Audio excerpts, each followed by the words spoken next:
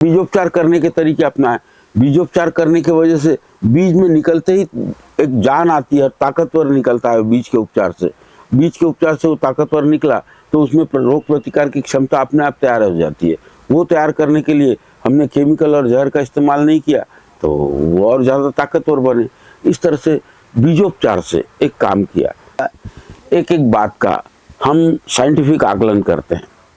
मैंने पशुपालन किया तो उससे मुझे गोबर मिला, उससे मुझे गौमूत्र मिला, उससे मुझे दूध मिला। तो अब इनसे हमने अलग अलग फर्टिलाइजर तैयार किए। अभी हमारे एक गोपाल भाई सुतारिया है अहमदाबाद के, उन्होंने भी बहुत अच्छा गोकृपा अमृत तैयार किया। तो वो गोकृपा अमृत के लिए गोपालन जरूरी है। उनका एक कल्चर है जिसमें कई अच्छे प्रकार की जो हमारे वनस्पति को अच्छी पैदावार देने के लिए मदद करते हैं, ऐसे जीवाणु उसमें निर्माण होते हैं। उसमें नेचुरली तरीके से नाइट्रोजन भी सप्लाई होता है बहुत बड़े पैमाने पे, तो हमारी फसलें भी हरी दिखती है उसके वो कल्चर से। तो हमने वो कल्चर भी बनाया। वो कल्चर हम कब बना पाएंगे? जब हमारे यहाँ गोपालन होगा। तो उसमें का गोकृपा अमृत। दूसरा हमने खाद बनाया, अलौकिक खाद। तो मेरे यहाँ पशुपालन है, मेरे यहाँ गोपालन है, इसीलिए मुझे अपना गोबर का खाद मिल जाता है। तो वो गोबर के खाद को वैल्यू एडेड करने के तरीके तैयार किए। अलौकिक खाद में हम लोगों ने एक ट्रॉली में 30 लीटर गोमूत्र डाला, 30 लीटर गोकृपा अमृत डाला और 4 किलो गुड़ डालकर 1 लीटर के एक ट्रॉली के इसके ऊपर इसको छिड़क दिया समान मात्रा में। छिड़कने के बाद सादा पानी मार दिया। सादा पानी मारने के बाद फिर 30 दिन बाद फिर पानी मारा। 50 दिन में ये खाद तैयार हो गया। लेकिन ये खाद इतना पावरफुल था कि ज़मीन की फर्टिलिटी बढ़ाने के लिए जो एक काउंट चाहिए जीव जंतु जीवाणु का, ये गोबर खाद की वजह से मिला। इसका नाम हमने वंडर फर्टिलाइजर लगाया। तो एक वंडर, ऐसे फर्टिलाइजर अनेक फर्टिलाइजर बना के अपने सॉइल को फर्टाइल किया। दूसरा गोसंजीवक खाद बना, इंस्टेंट फर्टिलाइजर 7 दिन में तैयार हो जाता है। गोकृपा अमृत 7 दिन में तैयार हो जाता है। इस तरह से अलग ऐसे ऐसे गोबर के और गौमूत्र के द्वारा ये फर्टिलाइजर तैयार किए। दूसरा, इनके वजह से बीजोपचार करने के तरीके अपनाएं। बीजोपचार करने की वजह से बीज में निकलते ही एक जान आती है, ताकतवर निकलता है बीज के उपचार से। बीज के उपचार से वो ताकतवर निकला तो उसमें रोग प्रतिकार की क्षमता अपने आप तैयार हो जाती है। वो तैयार करने के लिए हमने केमिकल और जहर का इस्तेमाल नहीं किया तो वो और ज़्यादा ताकतवर बने। इस तरह से बीजोपचार से एक काम किया।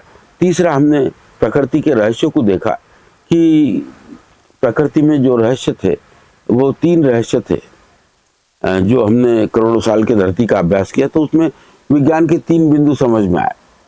पहला बिंदु समझ में आया परस्पर पूरकता, कि एक मिनट के लिए पूरक व्यवस्था होनी चाहिए। उसके हिसाब से हमने मिट्टी में भी ये व्यवस्था खड़ा करने का काम किया। दूसरा, ये समझ में आया कि प्रकृति में संतुलन, ये बहुत ग्रेट विज्ञान खड़ा था करोड़ों साल तक, इसीलिए करोड़ों साल तक धरती हरी भरी थी। तीसरा, ये समझ में आया कि स्वावलंबन था। तो हम कृषि में भी ये चाहते हैं कि स्वावलंबन हो, इसमें कोई केमिकल फर्टिलाइजर या जहर बाहर से लाने की ज़रूरत नहीं, सारा वहीं पे निर्माण करें। तो हमने बीजोपचार करने के बाद ये 3 सिद्धांतों को समझकर फिर कृषि में अपना योगदान दिया कि भाई मेरे फसल में रोग कब नहीं आएंगे? जब मेरी मिट्टी, मेरी माँ ताकतवर होगी तो फसलों में रोग प्रतिकारकता अपने आप तैयार हो जाएगी। उसके नज़दीक रोग फटकेंगे नहीं, उसको अच्छा वातावरण मिलेगा। तो हमने वृक्षों का निर्माण किया 30% भूभाग पर। फिर उसके बाद में वृक्ष जैसे जैसे बढ़ने लगे तो इसकी भूमिका समझ में आई कि इसने तापमान नियंत्रित किया। तो मैंने जो गोपालन किया उसमें के जीव जंतुओं को एक माइक्रो क्लाइमेट मिला, उसके वजह से उनका पॉपुलेशन बढ़ रहा है। तो एक का निर्माण, उसको सुरक्षा देने के लिए पेड़ों का निर्माण, पेड़ों से उसकी सुरक्षा, इसको बोलते हैं परस्पर पूरकता। अब पेड़ बढ़ गए, पेड़ निर्माण हो गए, पेड़ों को भी भोजन लगता है, वनस्पतियों को भी भोजन लगता है। अब जैसे जैसे पेड़ बढ़ने लगे तो एक जो स्वावलंबन का सिद्धांत था नेचर में, मेरे यहाँ भी खड़ा हो गया। जैसे जैसे पेड़ बढ़ने लगे, पक्षियों का आवागमन बढ़ने लगा। खेत का 40% कीट नियंत्रण पेड़ों के द्वारा हो रहा है। जब 40%, तो मुझे क्या करने की जरूरत है? 75 का बैलेंस धीरे धीरे तैयार हो रहा है। 75% मांसाहारी कीट या शाकाहारी को खा रहे, शाकाहारी का पॉपुलेशन 25% है, मेरे पीठ का पंप निकल गया।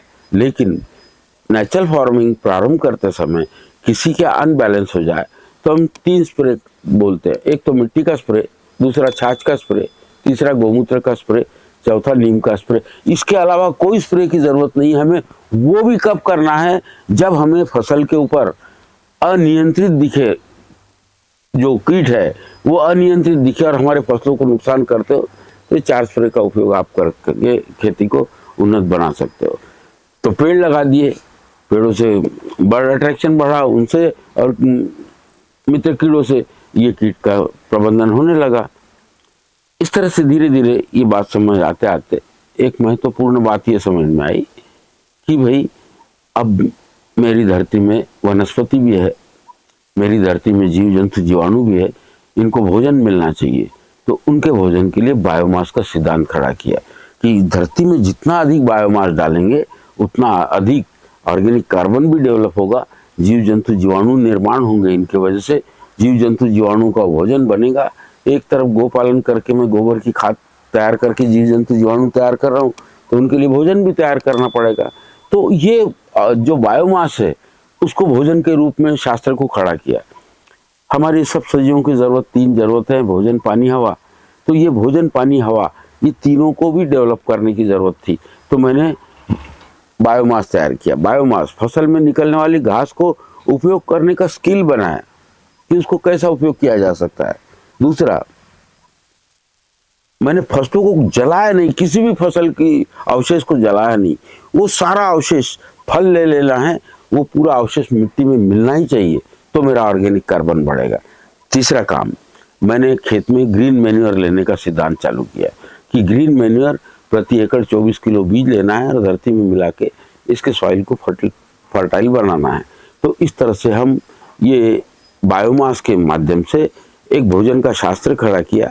अब ये बायोमास की वजह से जो जीव जंतु है वो और पनपने लगे, क्योंकि जहाँ भोजन होगा वहाँ पे ज़्यादा सजीव निर्माण होंगे, तो और वहाँ पे मल्टीप्लिकेशन होकर इस तरह से ये 4 प्रिंसिपल के थ्रू धरती का विज्ञान खड़ा किया।